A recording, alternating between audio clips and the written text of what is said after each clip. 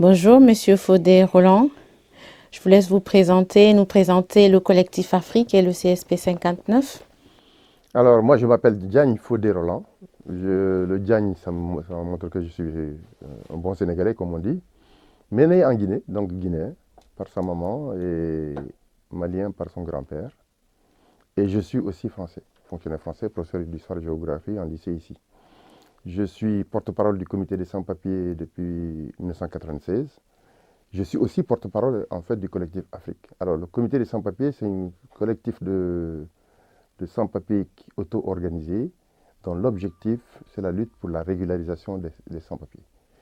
Ce collectif est organisé de la façon suivante. Il y a moi, dans mon rôle de porte-parole, qui consiste à tout simplement porter la voix au plan politique de cette forme de mobilisation particulière des sans-papiers en tant que telle, porter la voix en direction de l'État, donc en direction de la préfecture. Et quand il y a des négociations politiques, c'est moi qui dirige effectivement la délégation du comité des sans-papiers dans le cadre des négociations politiques, souvent à l'occasion de crises qui sont liées, par exemple, à des grèves de la faim ou à des séries d'occupations en fait, de lieux publics pour amener les autorités à nous écouter, à écouter les revendications des sans-papiers. Quant au collectif Afrique, il est né précisément en juin 1994, au moment du génocide au Rwanda. Nous avions utilisé une formule à l'époque qui consiste à dire que ce génocide au Rwanda bien montré que toute l'Afrique est potentiellement, un Rwanda. C'est-à-dire que potentiellement, en raison des politiques qui sont menées par les États africains, eh bien, des situations à la rwandaise peuvent arriver. Et malheureusement, je suis obligé de constater que c'est un gros danger qui plane sur la Guinée aujourd'hui, en raison effectivement des politiques complètement irresponsables, au vu de l'histoire de la Guinée, qui est le premier État indépendant d'Afrique, qui est le premier État à avoir dit oui à l'indépendance et non à la colonisation, très clairement. D'ailleurs, qui a donc ouvert par cet acte historique, effectivement, la voie aux indépendances africaines. Eh bien, mettre ce pays-là aujourd'hui dans une telle situation où des menaces, effectivement, de génocide planent sur ce pays, c'est d'une irresponsabilité au vu de l'histoire, mais aussi une responsabilité au vu, effectivement, des intérêts des populations guinéennes et africaines de façon générale. Donc voilà ce qu'est le collectif Afrique. Que pensez-vous de la situation politique guinéenne actuelle? Mais c'est une situation qui est extrêmement inquiétante, qui inquiète tous les démocrates. Et ça, je le vois autour de moi, en fait, ici, en tant que vivant, travaillant en France et côtoyant donc des démocrates, des militants engagés sur le plan politique, mais aussi sur le plan syndical. Je rappelle quand même que je suis aussi responsable CGT au niveau départemental et au niveau national. C'est moi qui représente, par exemple, les enseignants du Nord au niveau de la Fédération de l'éducation, de la recherche et de la culture à Montreuil, donc à Paris, quoi, au niveau de la CGT. Donc, j'ai été élu par les Français, je veux dire, pour les représenter à ce niveau-là. Donc, je suis membre de ces structures-là, et c'est vrai que quand je pose la question, effectivement, de la Guinée, tout le monde est inquiet autour de moi, très concrètement, et notamment ceux qui ont beaucoup de respect pour l'histoire en fait héroïque de la Guinée, je veux dire, sur la question effectivement des indépendances. Mais aussi les Africains sont inquiets. Parce que la Guinée, ça signifie beaucoup pour les Africains.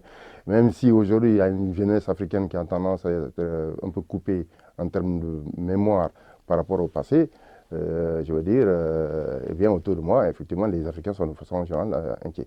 Ils sont encore plus inquiets en Afrique, même, en tant que tels. Les Africains d'une certaine génération, forcément, regardent la Guinée comme étant, de ce point de vue, exemplaire.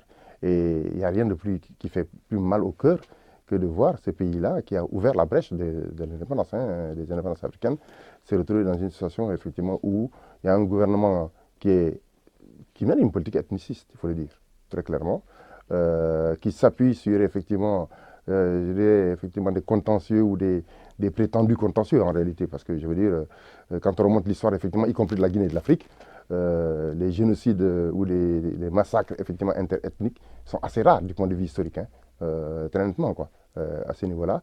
Même quand ils fondaient les empires, que ce soit l'empire du Ghana, qui était un empire soninké, l'empire en fait du Mali, qui était un empire mandé, l'empire Sonraï par la suite, pour parler des trois derniers grands empires effectivement réels de l'Afrique avant l'arrivée de la colonisation, eh bien, il n'y a quasiment pas d'histoire de massacre entre nous, quoi, très concrètement.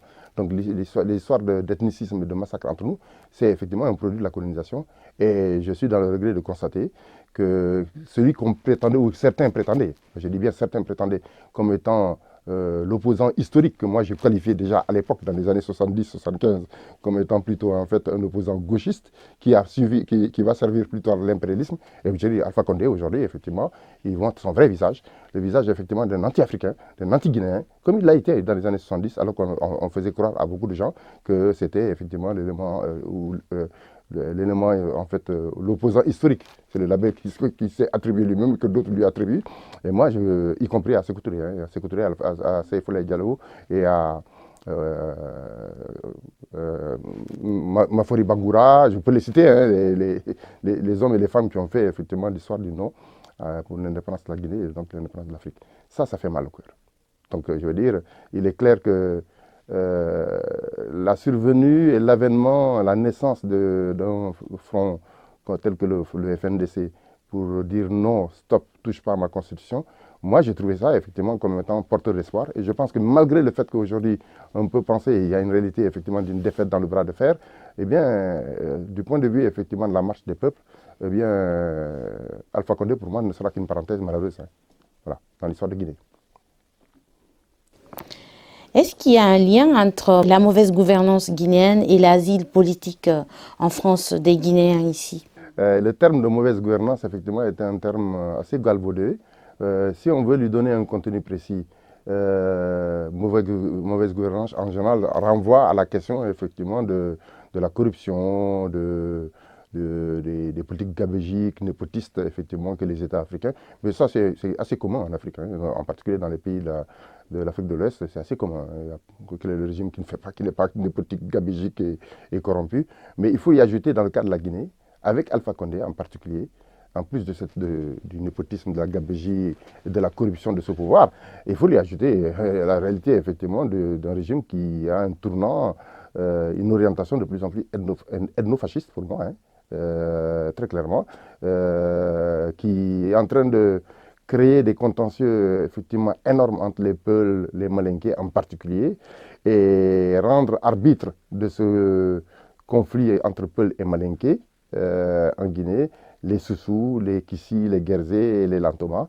Et moi, j'espère seulement effectivement que tant dans la communauté Malinké, et en particulier dans la communauté Malinké, parce qu'il se représente comme étant Malinké, lui c'est Alpha Condé là, concrètement, et dans la communauté, effectivement, Peul, ils sont tous Guinéens. Hein.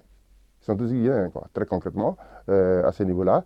Il faut effectivement que l'idée de la Guinée soit supérieure, effectivement, aux appartenances Malinké, Peul, Soussou, Kissi, Guerzé, Lantoma, etc. Parce qu'il s'agit effectivement de bâtir une nation. Et dans le cadre, effectivement, de bâtir une Afrique libre, unie. Moi, j'appelle à une Afrique fédérale, une Afrique unie, très concrètement. Et donc, je pense que la Guinée doit rester unie pour pouvoir contribuer à cette marche vers l'unité africaine.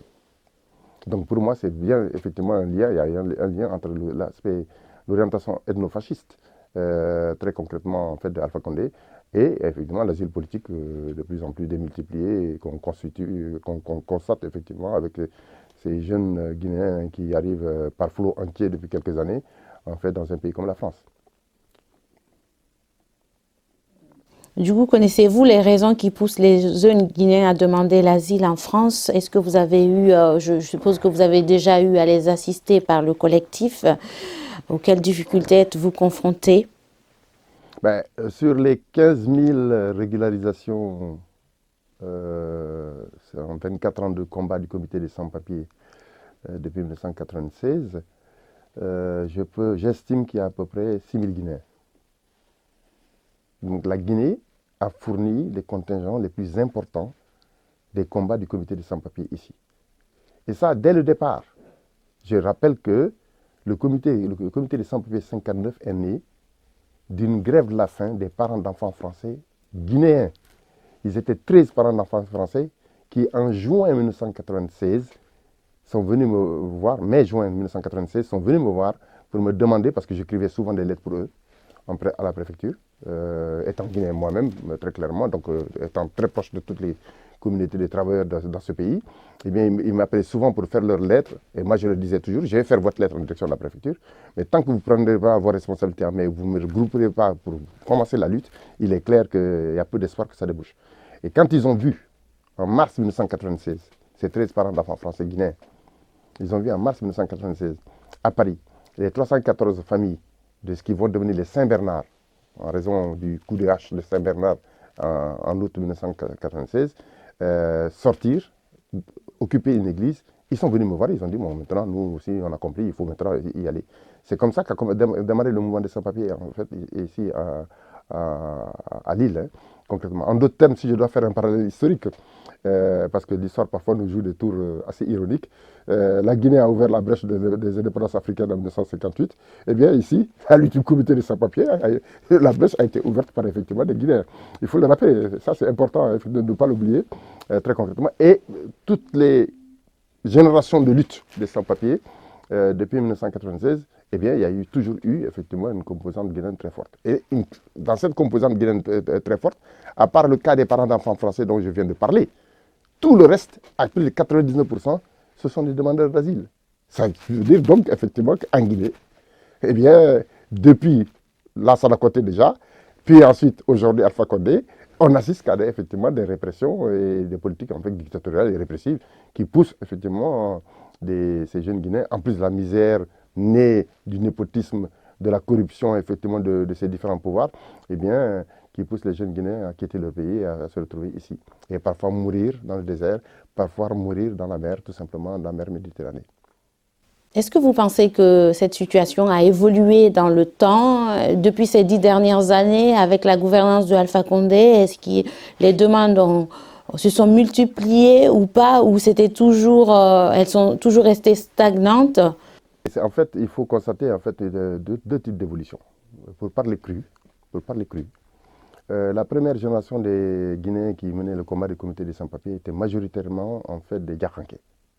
Aujourd'hui, c'est majoritairement des Peuls. Ça a un sens, ça a une signification. Quand on est objectif, quand on regarde objectivement la situation, c'est qu'à un moment donné, aujourd'hui, effectivement, eh bien, la majorité des jeunes qui sont chez nous, ici, dans le comité des sans-papiers, eh bien, sont des Peuls. Je dis bien majorité. Donc ça montre bien effectivement qu'entre-temps, cette politique ethniciste d'Alpha Condé a une conséquence très concrète, très précise. D'accord? On n'est pas dans le cas de figure effectivement d'une situation effectivement où, je veux dire, d'autres nationalités ou ethnies, moi je n'aime pas le mot ethnie pour ce que les anthropologues européens appellent des ethnies, moi je les appelle des nationalités africaines. Parce que je pense qu'effectivement, l'Afrique est à l'ère et à l'époque effectivement d'un mouvement de nationalité, fondement progressif de en fait, la constitution de nos futures nations et de nos États multinationaux. Donc de ce point de vue, la Guinée était un État multinational, qui est un État où il y a des Peuls, des Malinké, des Kissi, des Guerzé, l'Antoma, effectivement des Soussous, des Baga, etc. On peut multiplier. Voilà. Donc, comme beaucoup de pays africains, le Sénégal l'est aussi. C'est un pays de Wolof, d'Alpolar, que les colons ont appelé les tout couleurs, mais bon, je veux dire, des Diola, quand on va vers le sud du Sénégal, etc. Le Mali l'est aussi, avec les Bamana, qui sont des Mandés, qui font partie du grand groupe, effectivement, des populations mandées, mais il y a des Peuls au Mali, etc., etc. Donc voilà, des Soninké aussi. Donc voilà, quand on observe ça objectivement, on regarde objectivement cette évolution de la composition, effectivement, des arrivées, en fait, de ces dernières années, on y lit très clairement, objectivement, une politique ethniciste en Guinée. Et donc, la demande d'asile, effectivement, des ressortissants guinéens ici, majoritairement aujourd'hui des Peuls, alors qu'au début, c'était majoritairement des Diakhanké, qui étaient plus liés, les Diakhanké étaient plus liés. Diakhanké, c'est Bouquet.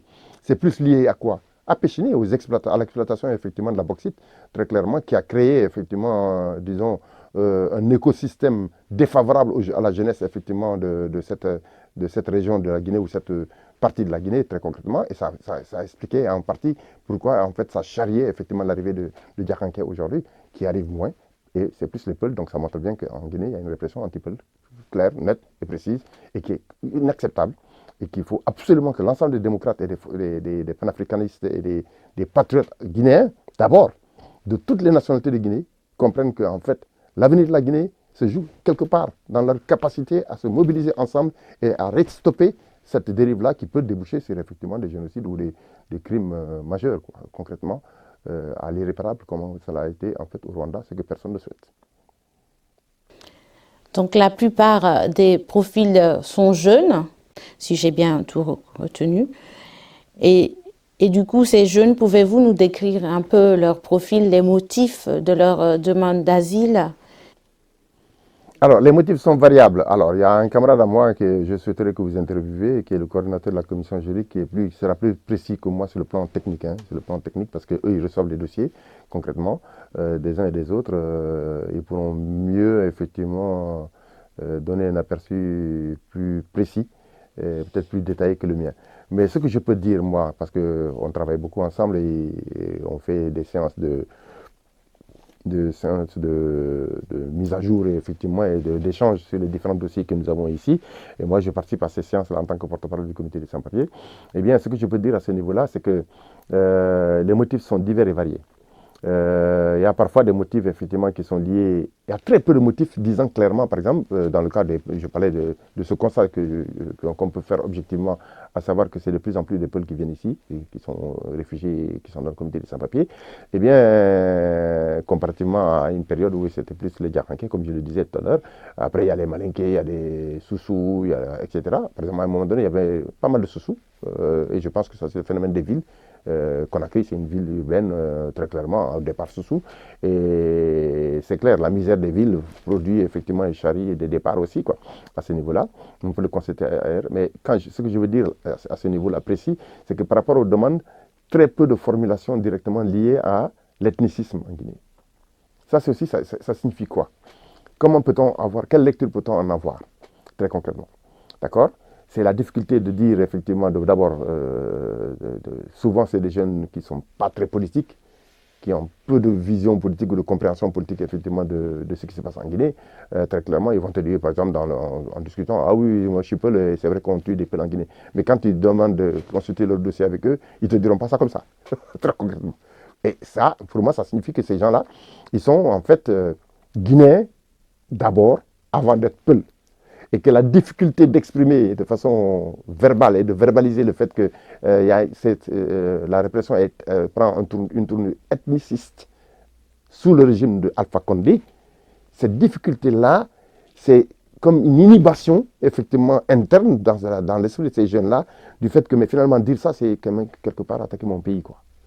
On l'a rencontré dans d'autres situations, hein, dans le mouvement des sans-papiers liés à d'autres pays.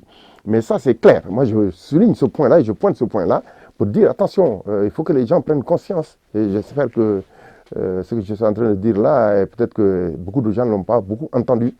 Ce type de propos que je suis en train de tenir là, très clairement, cette dimension-là, de les révéler, ça me semble important. Hein, parce que cette ère là-dessus, et d'autant plus que c'est l'enfant d'une Malinké qui le dit. Moi, maman est Traoré. Et j'assume. Je dis très clairement, attention. Ça là, il faut le dire, il faut pointer ça. Si on ne pointe pas ça, on ne fait pas l'unité de la Guinée, on ne fait pas l'unité de l'Afrique. Et ça, l'Afrique ne peut pas continuer éternellement. Ça fait 500 ans que ça dure, que nous sommes dans le pétrin le plus total, en raison effectivement de la rencontre avec l'Europe à un moment donné, mais l'Europe capitaliste est puissante, technologiquement, etc., qui nous a écrasés, qui nous a dominés, qui nous a esclavagisés, etc. Eh bien, ça ne peut pas continuer éternellement. Or, nous sommes dans le XXIe siècle, eh bien, dans un monde qui se construit tel qu'aujourd'hui, les équilibres ou les déséquilibres d'avant sont en train de se rééquilibrer progressivement. L'Asie est partie dans ce sens-là, à démarrer, à décoller. L'Amérique du Sud commence à décoller difficilement. Il y a des avancées et des reculs. Quand on voit effectivement la pression énorme des États-Unis, j'explique que l'Afrique s'en sort. Non, il faut qu'on se réveille là. On va se réveiller.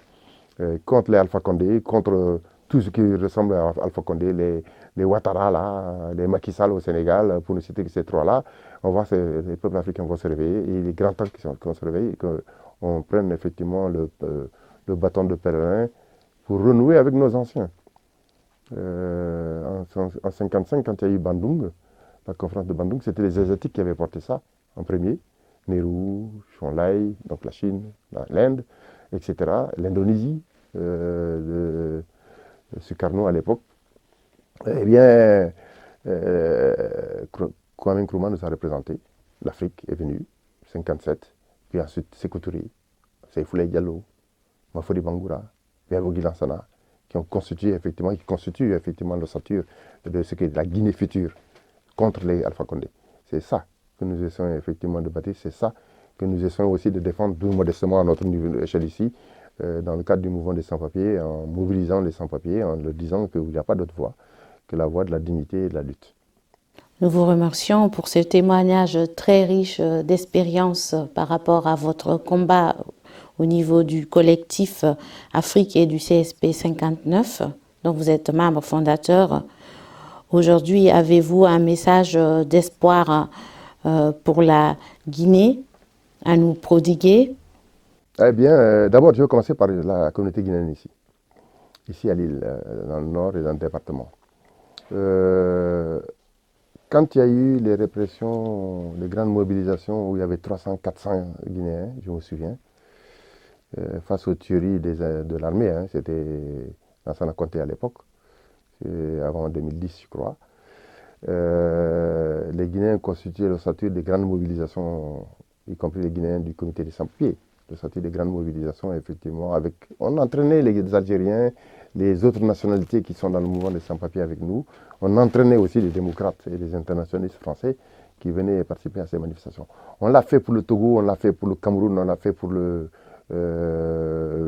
Sénégal, on l'a fait pour le Rwanda en premier, au titre du collectif Afrique à l'époque, très concrètement, pour mobiliser effectivement le plus possible des forces, les forces africaines, la diaspora africaine de façon générale, etc. À l'époque, il n'y avait pas de grandes difficultés à mobiliser. Or, l'ethnicisme de Alpha Condé en Guinée, eh bien, a des traces dans la communauté guinéenne. Moi, je l'observe ici, dans le nord, concrètement ici. Il faut absolument que les Malinké qui sont là, les Djaranké qui sont là, les Peuls qui sont là, les Zouzous qui sont là. Il y en a peu, ils ne sont pas très nombreux, mais il y en a quelques-uns. Les Kissi et les Guerzé qui sont là. Que vous dites une chose, la Guinée de demain, c'est ce que vous allez en faire aujourd'hui face à l'adversité. Si chacun se replie sur soi-même en disant, pour utiliser une formule malinké, Mbadenle, que j'ai entendu dans ma propre famille en Guinée, moi je ne peux pas faire contre Alpha Condé parce que c'est mon fils. Hé, ton fils là, tous les Guinéens ce sont vos enfants, hein, quel que soit. Et ça me semble fondamental. Que cette prise de conscience-là, que ce n'est pas une affaire de Peul, ce n'est pas une affaire de Malinké, une affaire de Soussou, etc. C'est une affaire de la Guinée. Et de la Guinée dans le cadre de l'Afrique. J'ajoute ça. Quand il y a eu Ebola, quand le collectif Afrique plus les structures et associations du Nord se sont réunies ensemble dans un collectif pour dire on se mobilise, on va récupérer tout ce qu'on peut récupérer dans le cadre de la lutte contre Ebola, qu'on a confié effectivement à une Guinéenne la mission de ramener tout ce qu'on a collecté à l'époque, concrètement, d'accord, qui est membre du collectif Afrique, eh bien, c'était pour tout le monde. C'était pour les Peuls, c'était pour les Balinké, c'était pour les Kissi, les Guerzé. C'est cet esprit-là qu'il faut que la communauté guinéenne de l'île retrouve. Et je pense, retrouvant ça, donner l'exemple effectivement aussi aux autres endroits, très concrètement, et notamment faire en sorte que en fait, le Peul à Cancan, de Malinké à Labé, c'est la Guinée. C'est ça qui est fondamental. Et c'est ça l'avenir. Voilà, moi si j'avais vraiment un message à donner, c'est celui-là, concrètement. L'autre aspect du message, c'est de dire maintenant aux Africains, quand la Guinée est en péril, c'est l'affaire du Sénégalais, c'est l'affaire du Camerounais, c'est l'affaire du Togolais. Parce que c'est chacun son tour dans ce domaine-là. Donc on ne peut pas laisser un coin de l'Afrique en péril et avoir une posture, une attitude de distanciation. Ce n'est pas l'avenir de ton propre pays que tu vas construire de cette façon-là. Donc si nous voulons construire une Afrique libre, elle partira d'une Guinée libre, d'un Sénégal libre, d'un Mali libre. Aujourd'hui, le Mali est en péril, très concrètement. Ça peut se développer très gravement à ce niveau-là. Donc voilà un peu le second message que je voulais donner. Et enfin, troisième message, c'est aux démocrates français. Vous êtes d'un pays qui a colonisé. Vous êtes d'un pays qui continue à néocoloniser l'Afrique. Ce n'est pas pour rien que c'est un de vos anciens ministres qui est très ami avec M. Alpha Condé. Il s'appelle M. Kouchner. et que ils sont, je ne veux pas utiliser un mot grossier, mais ils sont très unis, très alliés et très amis. C'est cette réalité-là qui est aussi une réalité que j'invite les démocrates et les internationalistes français à prendre conscience de ça. À prendre conscience du fait qu'effectivement, il y a des rapports de domination qui existent entre vos pays, votre pays, la France, et nos pays, notamment la Guinée, comme on parle de la Guinée aujourd'hui. Eh bien, l'avenir de l'humanité, en particulier l'avenir de la relation humaine entre les Africains et les Français, nous voulons aussi la construire dans le cadre du combat contre le racisme ici en France, et en particulier le racisme d'État, qui fabrique des sans-papiers, notamment. Mais nous voulons aussi construire effectivement l'avenir de ces relations-là en jetant un pont qui soit un pont d'égalité. Nous sommes dans un pays où effectivement la devise, dit-on, historique, c'est les humains naissent libres et égaux en droit et en dignité. J'ajoute les peuples aussi. Et il faut que les démocrates et les internationalistes français prennent conscience de ça. Et qu'ensemble, nous bâtirons effectivement une Afrique libre, unie, débarrassée de tous ces fléaux que je viens de décrire très concrètement, qui sont centrés aujourd'hui sur la Guinée, mais débarrassée aussi effectivement de l'esprit de suprématie que certains peuvent avoir, que notamment l'État français a vis-à-vis des peuples africains et de l'Afrique. Ce n'est pas ça l'avenir de l'humanité. L'avenir de l'humanité, c'est l'égalité. Et ce message, j'espère qu'il sera entendu de part et d'autre. Moi, je vous remercie. Je vous remercie pour votre combat. Ben, écoute, je vais utiliser une formule Wolof. Hein. Nous sommes ensemble, quoi. C'est littéralement traduit, c'est nous sommes ensemble. Hein. Ça nous appartient tous. La Guinée nous appartient tous. Hein. L'Afrique nous appartient et la Guinée et l'Afrique ne seront que ce que nous en ferons. Et ensemble. Voilà.